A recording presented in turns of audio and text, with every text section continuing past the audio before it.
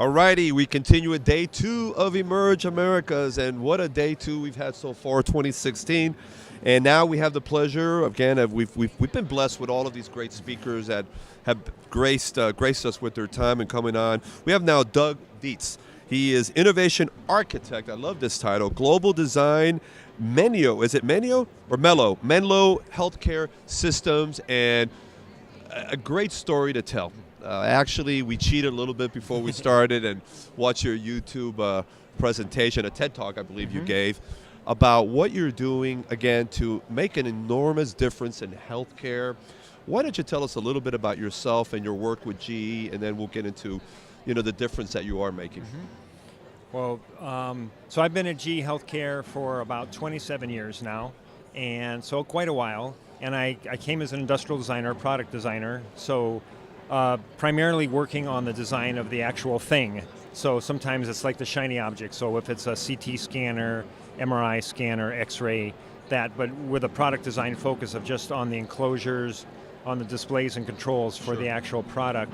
And then, so I managed the design group there for a while. And then through just some experiences with going out to the hospitals and watching families go through their experience with healthcare, and especially radiology, and seeing our equipment, and actually having to interact with our equipment, it was pretty disturbing to see. It's just a tough thing, so they have to sedate a lot of the children to have them do a scan. So kind of my almost myopic focus on just the product itself, I kind of missed the whole experience of what was happening in radiology, especially in pediatrics. So that's why I shifted over and then started thinking about patient experience more than just the product experience. That's real life experience. Large companies, corporate, that do great jobs with tools and equipment and all of that.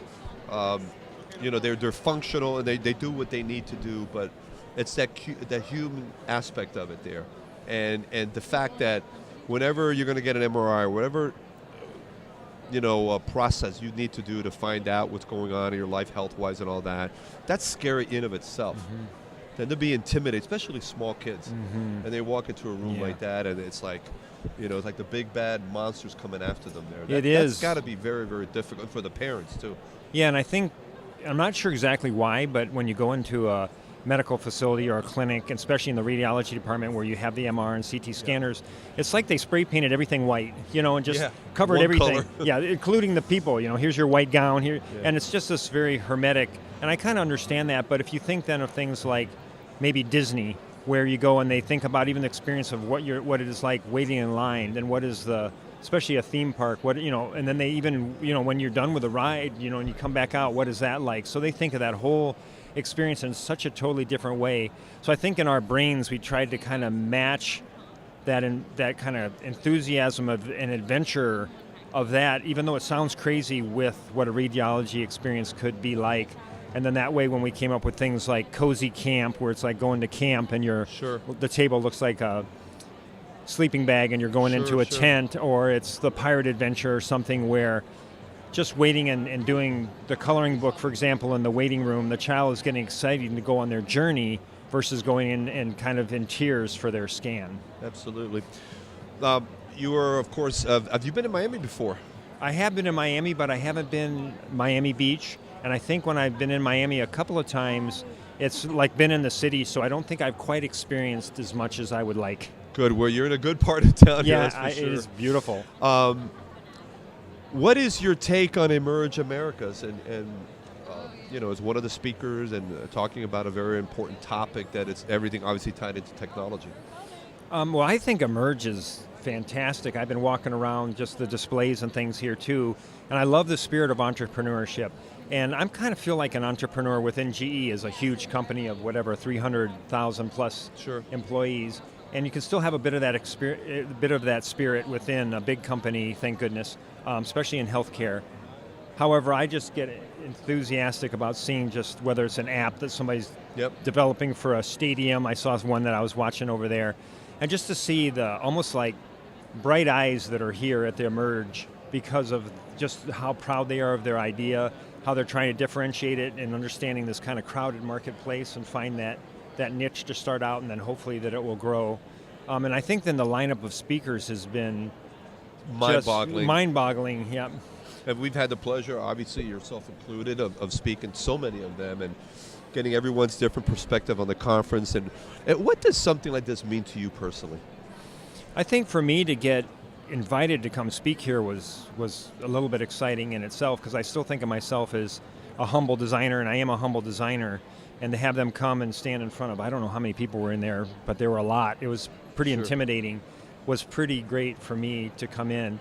And I think to put something like Adventure Series or something like Design Thinking at the forefront of the conference, and having a nice time slot for me to share my story and have the number of people that have come up to me afterwards. I think my pocket is filled with cards just from, and a lot of times it starts with them just being a parent. You know, they come up and they go, my child is having trouble with this and has to go back repeatedly for a CT scan or something. Sure. Where are one of these Adventure Series hospitals that we can go to, or when are you coming to my community? So I think for me personally, that's very heartwarming to have these parents come up, and they've probably been through the other end of the spectrum where it didn't go so well and their child had to be sedated, or they had to, be on a waiting list forever. So that's what's, I think, been great for me is I get to meet the people that I'm designing for. That's pretty exciting. When you engage in the people, the consumers, the customers, the clients, that enforces the why of what you're doing.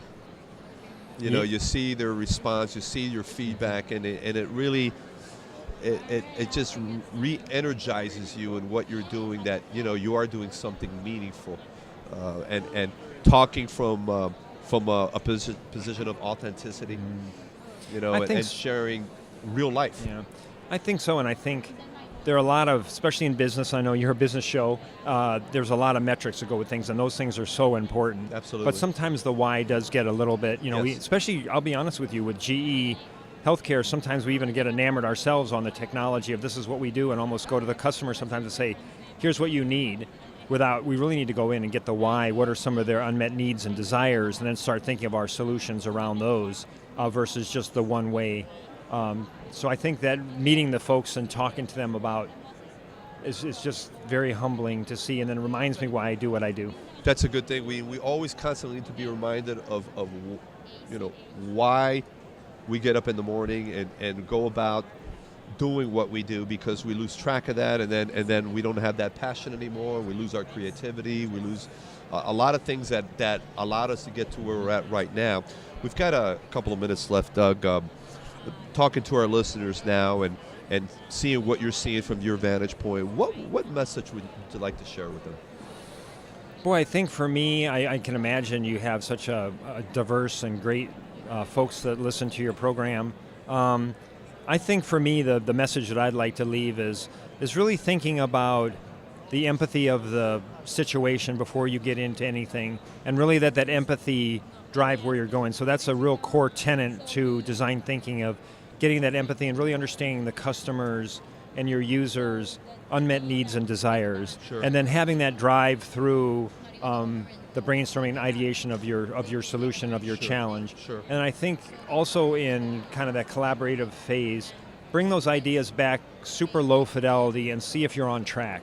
I think that's another thing I'd like to leave with people, is don't wait till that thing is so polished, you've got so much time invested in it, that you go and you almost be more selling your idea than learning about your solution. So I would say, whether it's ideation, brainstorming, or real rough, low fidelity prototypes, is put those out in front of the customer and the users before you even think they're quite ready.